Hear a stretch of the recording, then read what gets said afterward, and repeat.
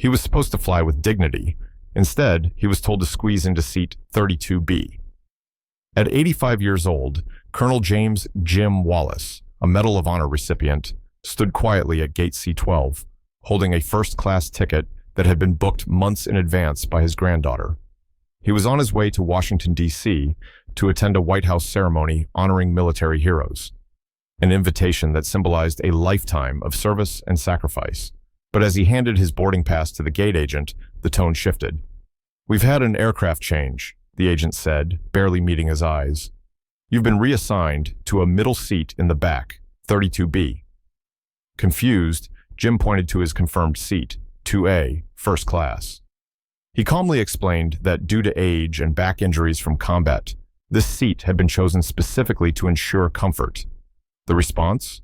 A cold explanation about policies and elite frequent flyer status taking precedence.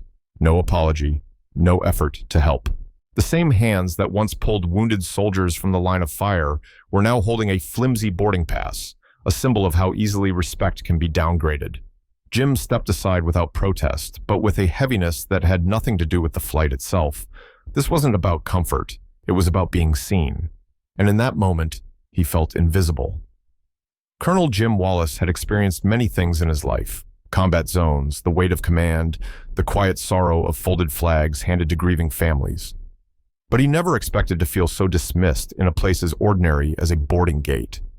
After being told he had been downgraded from his carefully booked first-class seat to 32B, a cramped middle seat in the rear of the plane, Jim approached the podium again. His voice was calm, controlled, but edged with concern. He wasn't asking for special treatment, just to keep the seat his granddaughter had thoughtfully reserved, considering his back injuries from the Vietnam War. The gate agent, a woman named Brenda, barely glanced at him as she explained in practiced corporate language that, due to the equipment change, there were fewer first-class seats available. Those remaining seats had been reallocated to Diamond Elite passengers. Brenda's voice was professional, but icy, her eyes fixed not on Jim, but on the monitor in front of her.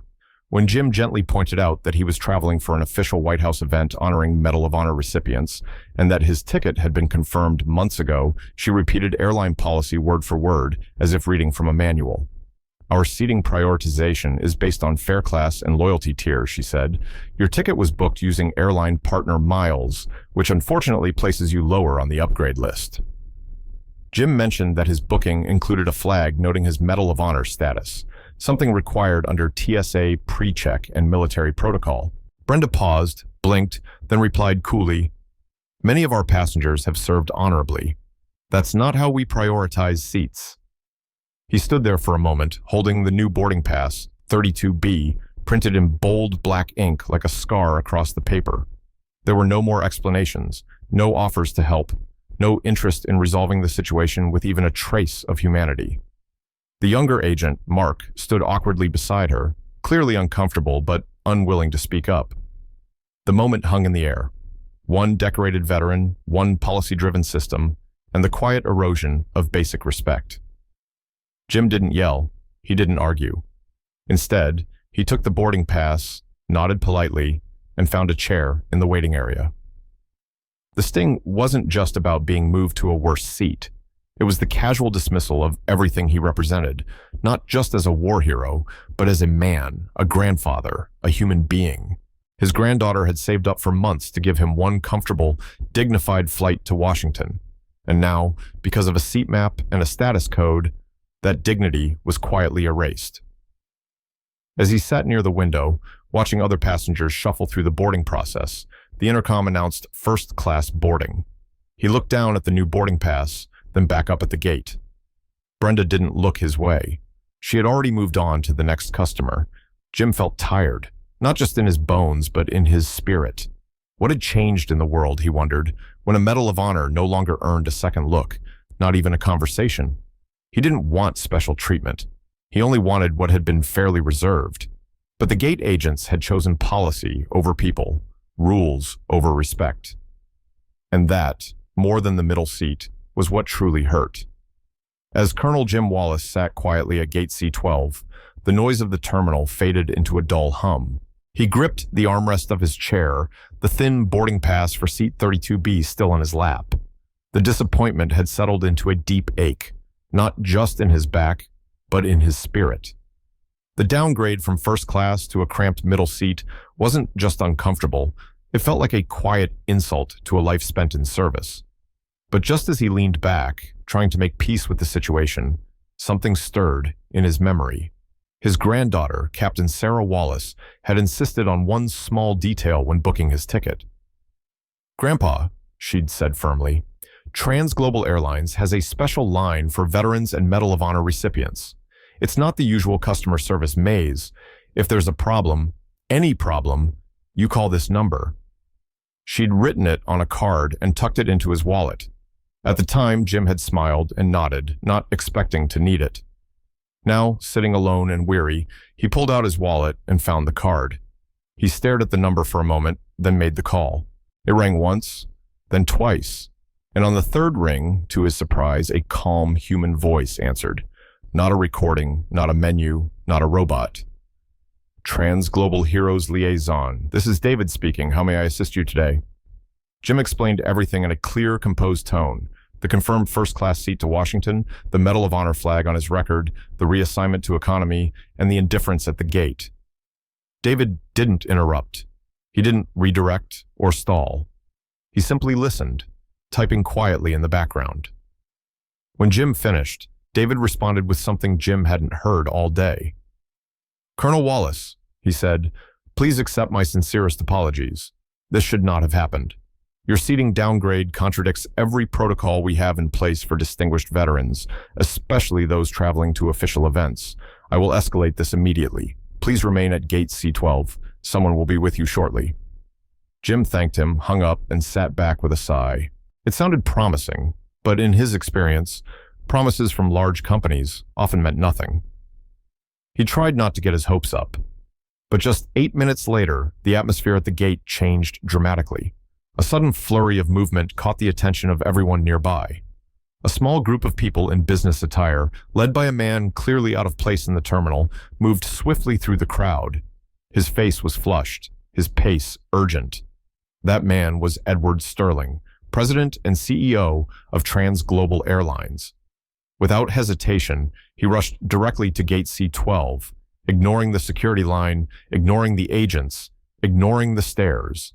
"Where is he?" Sterling demanded. "Where is Colonel Jim Wallace?" When Jim looked up, he found the airline's highest-ranking executive standing in front of him. Sterling extended his hand, then bowed his head slightly. "Colonel Wallace," he said, his voice heavy with sincerity, "I am deeply sorry for how you were treated. I came here personally to make it right." Jim was stunned. It had taken just one call, not shouting, not a social media outrage, just a quiet voice speaking to the right ear. It was a reminder that sometimes all it takes is one person on the inside to care enough to act. And when that happens, even the coldest policy can melt under the weight of human decency. When Colonel Jim Wallace looked up from his seat near gate C12, he didn't expect to see the president of the airline rushing toward him. But there stood Edward Sterling, President and CEO of Trans Global Airlines. His shirt collar slightly askew, his brow damp with sweat, and his eyes wide with concern. Surrounded by senior vice presidents and aides, Sterling didn't hesitate. He approached Jim directly, lowered his voice, and extended his hand. "Colonel Wallace, sir," he said with genuine urgency, "I am Edward Sterling. I came here personally to offer you my deepest apologies. What happened to you today is unacceptable. There is no excuse, none." Jim, still holding the economy boarding pass for seat 32B, gave a slow nod. The moment felt surreal. He had prepared himself for an uncomfortable flight and a quiet disappointment, not a visit from the company's top executive. The surrounding passengers had gone quiet, sensing something important was happening. Sterling gestured toward the gate podium. "The seat reassignment you were given," he continued, "violated every value we claim to uphold. Your service, your honor, your journey. None of it was taken into account. That is our failure, and I take full responsibility." Behind him, the two gate agents, Brenda and Mark, stood stiffly. Brenda's face was pale. her usual professional veneer cracking under the weight of the moment. Mark looked mortified. "We were notified through our hero's liaison desk just minutes ago," Sterling explained. "As soon as I heard your name and read the report, I dropped everything. This kind of treatment, especially of a Medal of Honor recipient, is not who we are. I promise you, Colonel, this will be corrected." He turned to his executive team. "Hold Flight 714. Do not let it leave without Colonel Wallace properly accommodated." The Vice President of Operations gave a quick nod and began coordinating with the station manager. The VP of Customer Experience approached the gate agents, who now looked like they wanted to disappear. "Ensure Colonel Wallace is returned to first class," Sterling added firmly. "I don't care who we need to move. If I have to give up my own seat, so be it." Then he looked back at Jim, his voice softening. "Not only will you fly first class today, but from this moment on, Colonel Wallace, all future travel for you and your granddaughter with Trans Global will be complimentary, at the highest service level we offer. That's the very least we can do." Jim, ever composed, offered a faint smile. "I appreciate that, Mr. Sterling," he said. "But this wasn't about a fancy seat. It was about something much simpler. Respect." Sterling nodded solemnly. "And that is where we failed you most." Within minutes, a first-class seat, 1A, was ready. Another passenger, recognizing the situation, volunteered to move without hesitation. Jim was escorted on board, not by an agent, but by Sterling himself. The crew greeted him with quiet reverence. For the rest of the flight, he was treated not just as a passenger, but as the hero he was. That day, the airline didn't just fix a seating mistake. It restored something far more important. It reminded everyone watching that no matter how large a corporation becomes, it still answers to a higher standard: human decency. The events at Gate C-12 didn't end when Colonel Jim Wallace boarded the plane. In fact, they sparked something far more lasting than an upgraded seat or a heartfelt apology. What happened that day became a defining moment inside Trans Global Airlines, one that would soon ripple through the entire aviation industry. Within days, executives at the airline began drafting a new policy, one that would ensure no veteran, especially not a Medal of Honor recipient, would ever again be reduced to a boarding pass and a seat number. They called it the Callahan Protocol, a nod to the name that would come to symbolize how quickly a system can fail and how swiftly it must rise to correct itself. The protocol established a clear, non-negotiable rule. Any service-related passenger flagged in the system, particularly those with high military honors, must be given top seating priority, regardless of fare class, frequent flyer status, or booking method. But more importantly, it required immediate human intervention. No more policy recitations. No more hiding behind screens. If a service-related issue arises, a dedicated team must be called, and a real person must step in to make it right. Every gate agent received a memo outlining the change, and soon after, every Trans Global employee at every level was trained in the new standards. Brenda, the gate agent who had dismissed Jim's situation with cold professionalism, was reassigned to a non-customer-facing role. Her supervisor received mandatory retraining, while Mark, the younger agent who had shown concern but felt powerless, was commended for later reporting the incident internally. He was transferred to the airline's Heroes Liaison desk, where his empathy could finally be used for good. The company didn't try to bury the mistake. In fact, they leaned into it, recognizing that owning their failure was part of rebuilding trust. News of the incident spread quickly through veterans' networks and social media, not as a scandal, but as a story of redemption. While some criticized the airline's original mistake, many praised how they responded once the issue came to light. More importantly, veterans across the country began to realize they had a voice, and someone was finally listening. For Colonel Wallace, however, it was never about attention. He arrived in Washington, D.C., quietly, just as he intended. He attended the White House ceremony with his granddaughter Sarah at his side, standing tall in his uniform as he had so many times before. He never mentioned the airport ordeal during the visit, but Sarah, who had heard whispers through her military channels, asked him later, "Grandpa, did something happen with your flight?" He smiled gently and said, "Just a little turbulence at the gate, sweetheart. Nothing a few good people couldn't fix." That's how Jim saw it. Not as a fight, but as a moment that called for decency. And thankfully, someone answered.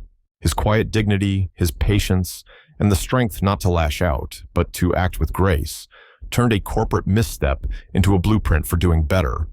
And in doing so, he reminded everyone watching that true honor doesn't demand attention, it simply deserves respect. In today's fast-moving world of loyalty points, status tiers, and automated systems, it's easy to forget the quiet heroes among us, men like Colonel Jim Wallace. He didn't seek recognition. He wasn't loud or demanding. He simply expected the seat he had booked to attend a White House ceremony honoring Medal of Honor recipients. But when that was taken from him without thought or care, it wasn't the loss of comfort that stung. It was the loss of respect. Yet, even in that moment of quiet pain, Jim didn't raise his voice. He held his dignity, called the number his granddaughter gave him, and trusted that someone would do the right thing. And they did.